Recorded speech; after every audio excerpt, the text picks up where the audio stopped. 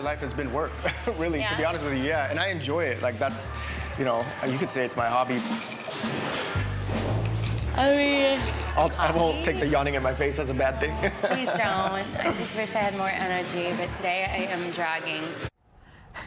That was a clip of Aparna Shewakramani on the smash Netflix hit Indian Matchmaking. The Houston attorney and author is back for a second season of the series that follows several singles on their quest to find love. And this time she's doing it on her own terms. Aparna is joining us now with more on this new chapter. Welcome back. Yes, thank you so much for having me. Okay, we got to talk about the yawn first, because that was obviously, we talked about it at the beginning of the show. I mean, were you really dragging? Was it him? What was maybe a combo?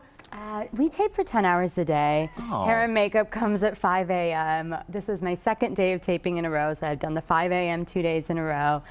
It was a blizzard that day, like blizzard. New York had shut down, so we're like schlepping into this date, like, you know, barriers of snow on the ground. Can you imagine? Right. And we get to this really warm, cozy bar, and I'm just like, Can I get a blanket and a pillow, please? I was like, just, and they put me on the couch, and all the lights were low.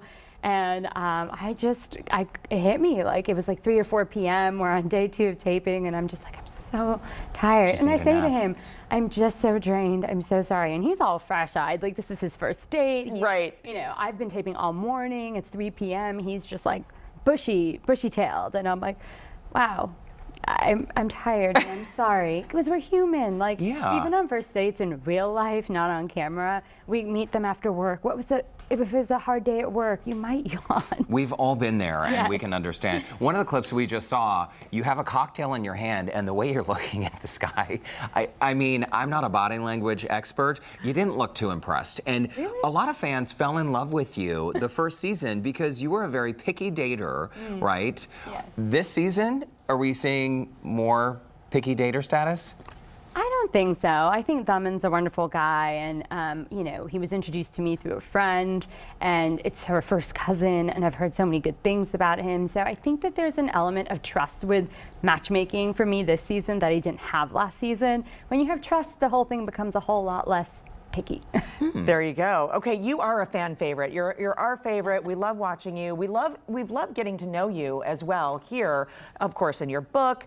Let's talk about the premiere, because when this premiered yesterday, a lifetime ago yesterday. Right, I know. I mean, this is premiering around the world, so I mean, you were kind of watching it in real time with people. Yes. While maybe some others were asleep. Right, yeah. So people all over the world tuned in at midnight LA time. So it's midnight Pacific time where Netflix is headquartered.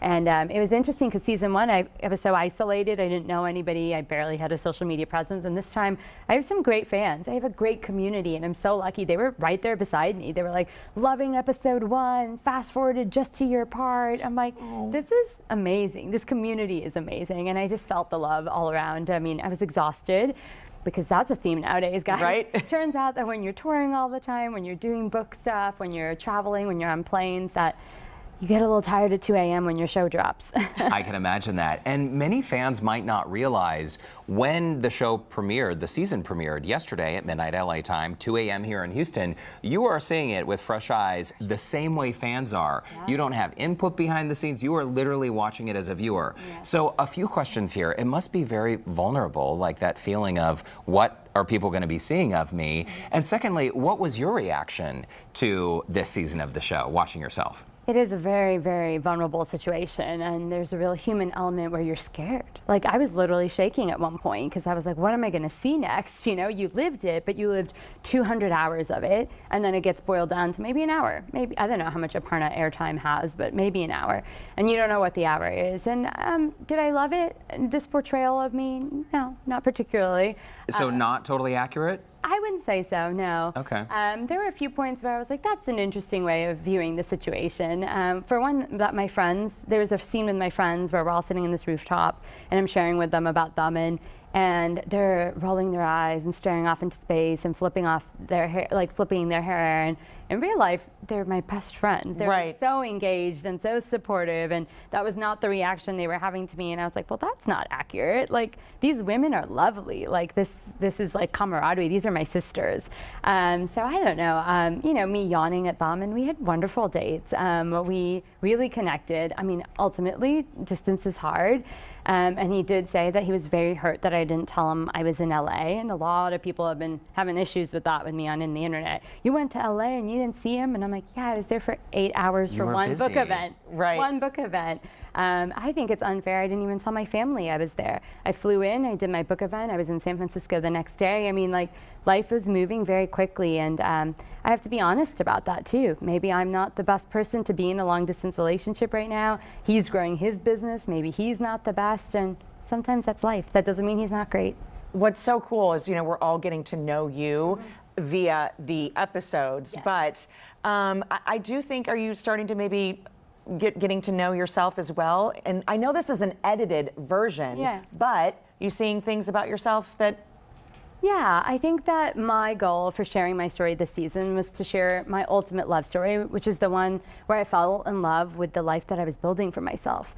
I think I started over in my mid-30s. A lot of people don't get an opportunity to do that. Right. I quit law, I quit Houston, I quit my friends and my family, not really, but physically. I mean, I moved somewhere else, and I started over. I became a best-selling author. I became a social media, TV personality on social media, sharing my life so transparently.